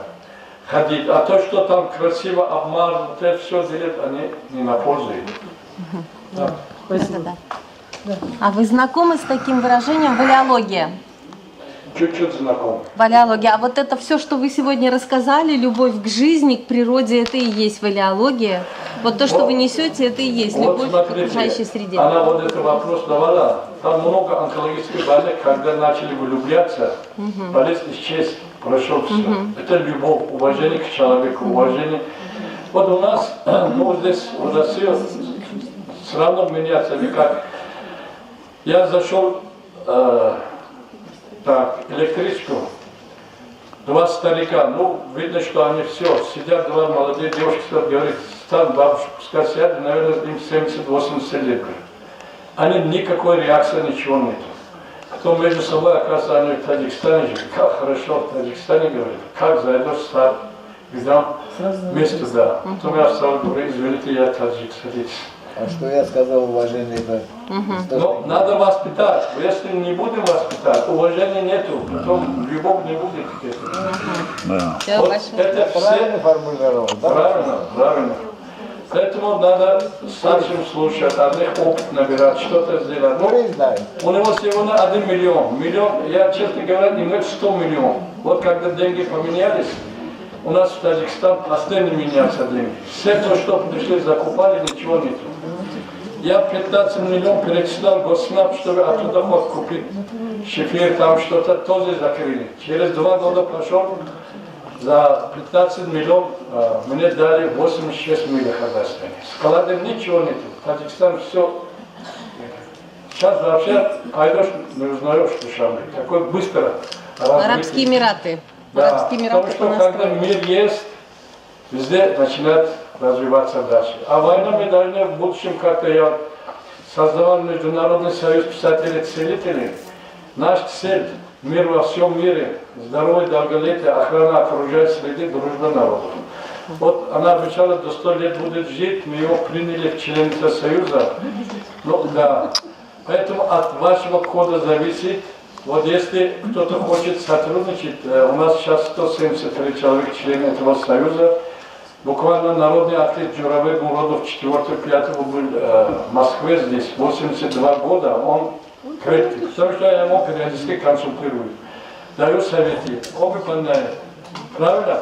Конечно. Сейчас вы пойдете, вот, Америка, Англия какой-то. Ну, если нормальный совет даст, вы будете делать нормально. Если нет, ваши проблемы не решаются. У кого есть вопросы? Да, вы знаете, вот есть Меня зовут, ей сделали... Громче, вы подождите. У нее обнаружили онкологию в начальной стадии.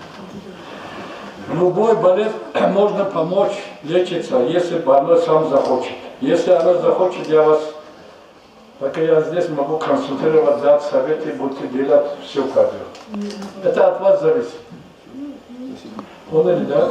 Это индивидуально. В общем, Мудров сказал, у каждого больного надо решить его судьбу у постели больного. Это я даю вам для развития будущего все. А так, если больной надо щупать, посмотреть, где что дать, нормальной консультации. Если вы все будет нормально. Можно спросить? Я хотел спросить, вот в России раньше применялся Иван-чай до китайского чая. Как вот к этому чаю вы относитесь? Я Иван-чаем дружил. На этом помещении В 1993 году мы проводили вечер презентации в Тачии доктора Тафири. Вот если там смотрели, вот в Тачии работники этого центра были. И Иван-Чай команда тоже будет. Мы дружили друг друга. В общем, я очень хорошо отношусь, но надо разнообразно делать. Периодически меняют состав, все. Один и тот же ты начинаешь делать, немножко реакция другой. В малых дозах это все. Для лечения Вот больших нет. Как узнать дозу-то? Бальзам доктора Тахири в Таджикистане. Это спиртовый раствор. Хаям сказал, вино для трезвых рай, вино для пьющих Пей вина, но мир знает. Вино в избытке я. Я больных лечу, у меня есть книга лечение водками, лечение винами, лечение пивами.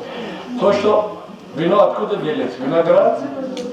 В лечении мере это полезно. Вот у кого-то туберкулез, я вино когор назначаю.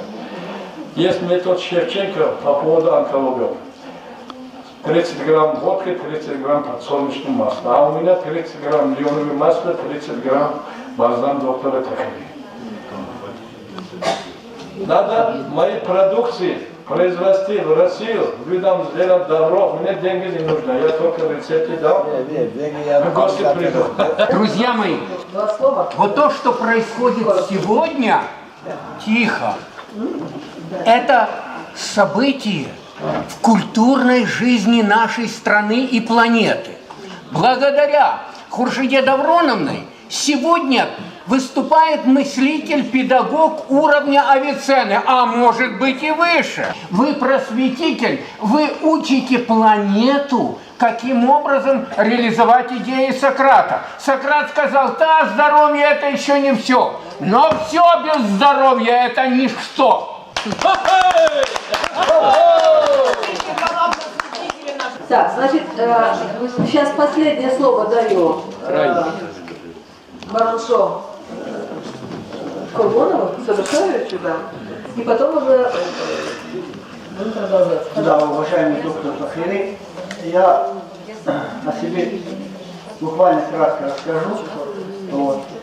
Я здесь, в Российской Федерации, служил, военнослужащий офицер, и в 2012 году я онкологическим заболеванием заболел.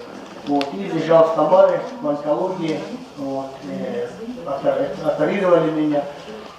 И познакомился с одним удивительным человеком, врачом, который меня оперировал, и он мне рассказывал про вас. Вот. Удивительные, интересные совпадения. И сегодня я сижу здесь и вот слушаю вас, и удивительно очень рад. Спасибо. Много чего он мне говорил, да, много чего мне говорил про вас, и я читал много про вас, и вот недавно я вас видел в нашей диаспоре таджикской в Нуре, вот, и сегодня мы здесь находимся. И я хотел вас поблагодарить, и благодаря вашим, можно сказать, словам, и вот много я изучал, вот, и знаю много те вещи, которые вы. И я начал заниматься пчеловодством. И вот более 8 лет у меня опыт пчеловодства. Я везу пчел из Памира, с Таджикистана. Это памирские пчелы. Да, и в течение 8 лет вот я занимаюсь пчеловодством и хотел вам подарить наш мед.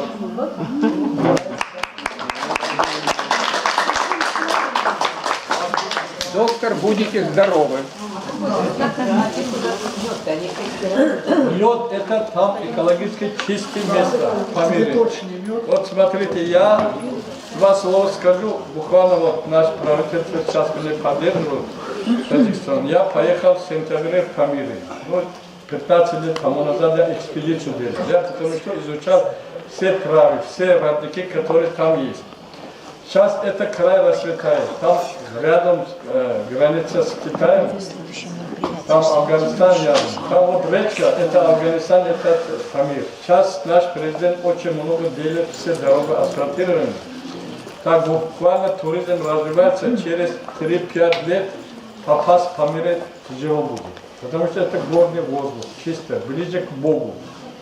Высокие горы там находятся. Я иногда вот расскажу, если что, один раз случайно я встретился, один академик, он учился с академиком Благоводину, я еще был студентом. Пазики автобусы были. Он зашел в Таджикистан, они раскопы делали все. Потом я встал вместе, отпустил, поговорили, он говорит, как вас зовут? Он говорит, ты не культурный таджик. Я говорю, как? Таджики пригласили домой, угостили, когда провожали, потом спрашивали. Потом он мне начал говорить, что вот много слова, если корень взять, первые люди появились, если первичный океан был, это фамилия. Потом слово земля, например, это замин, борода, брат. Если так взять, у нас корень практически. Вот я, например, Дарахт, дерево. Был как Челябинский Аркаим. Там чашма, много вещей. Мир практически одинаковые люди, поэтому не нужно разделить. Людей, кто это русские, это все равно вот эта дружба, любовь много дает. Вот когда приходишь к другу, ты обнимаешь, немножко поговорил, все. Вот я когда в Питере был, онколог, который с моим препаратом работал, ему принесла легкий инсульт дома, не с кем общаться. Я пришел, я уставший, немножко хочу воду пить или чай. Она только говорит, я говорю, извините, пожалуйста, у вас вода или чай есть? Она весь, душа, да? Говорит, мне так хорошо стало. Иногда нужно вот это общение, чтобы человек вылить свою душу. Поэтому общение много дает. Надо быть, ведь мы все в этом мире гости. Я написал, среди людей всегда раздор, всегда имущественный спор. Один готов другого съесть, а смерть не думает, что есть. Надо помогать друг другу, развивать. А то, что война, это уголья, эти вещи вообще не признают. Потому что все сильные люди сейчас, где лежат под землей, их жрут земля и муравьи. Правильно? Правильно, да. Не вы не сильный, я не сильный, все равно. Бог создавал, чтобы друг другу поддерживали, помогали, развивались. Вот наш девиз такой. Поэтому вам всем, кто пришли сюда, большое спасибо. Так, по телефону большое спасибо. Я ей один путевка бесплатно даю в санаторий доктор Тахири, чтобы она до 200 лет. Могу я сказать свое слово? Дорогие друзья, я хочу, у нас есть еще маленькая концертная программа, она будет буквально через 1 минуту. Но так как у нас уже время мы сильно исчерпали, я, во-первых, хочу поздравить доктора Талгири с сегодняшним замечательным, и нас всех, сегодняшней замечательной встречей. И вот такую вот грамоту Таджикского культурного центра ему вручить за его подвижнический труд и за его заботу о человеческом здоровье.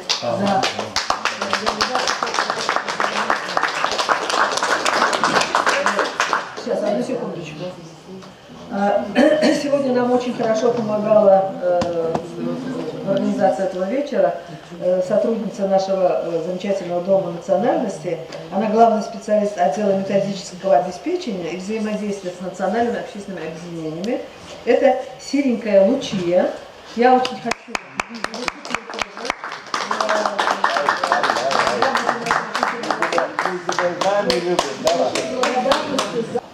В жизни иногда учитель гордится своим учеником, а я как ученик доктора Тахири, я им горжусь.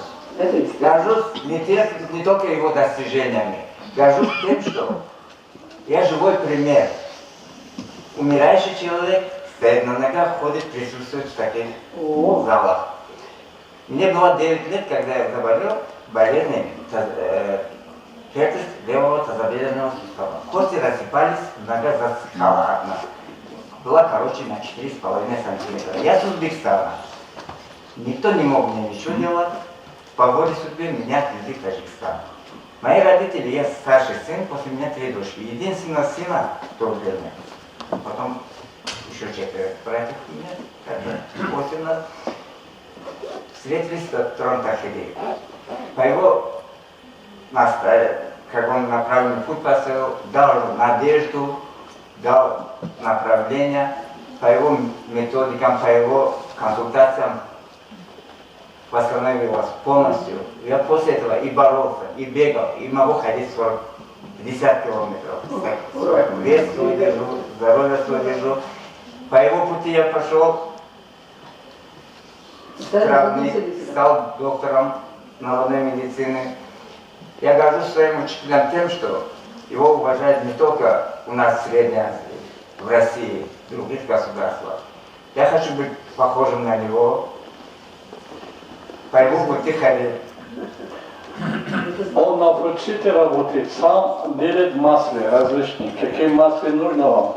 20 видов холодной выжимки и много тяжелых больных он здесь помогает своей методикой. Поэтому Давлат зовут его, Давлат это государство. Давлат государство, да. Дорогие друзья, Земля круглая, она вроде бы большая, но она очень маленькая, потому что мы имеем возможность встречаться. Это очень здорово. Дорогие друзья, мы исчерпали время. Я хочу вам всем пожелать отменного хронического здоровья, которое нам доктор Тофели может подарить. И хочу, культурный центр всем желает вот такого хронического здоровья. И я хочу пожелать вам и себе, чтобы мы жили не менее века.